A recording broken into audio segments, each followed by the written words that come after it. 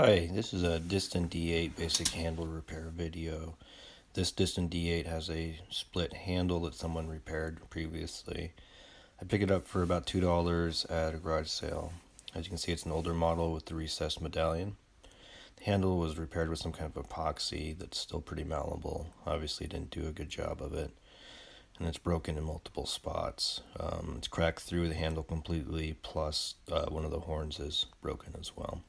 First thing to do is to take it apart and start cleaning up all the old epoxy on there, making sure that all the mating surfaces are nice and clean and that there's no voids between them if possible.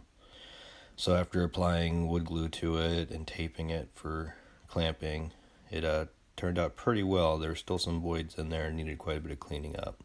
As you can see, there's still several holes that need to be filled. To do this, when I sanded the handle down, I saved all the dust from it, mixed it with wood glue into a putty, and went ahead and filled those holes.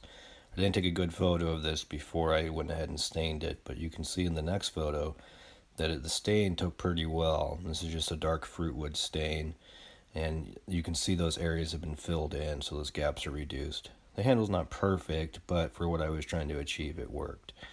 There's still some splits towards the front of it and still a few little gaps.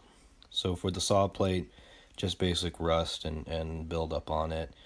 I just went ahead and did a light cleaning with a little bit of rust remover, and it turned out pretty well. The etch is actually slightly visible still, but not enough so to save it.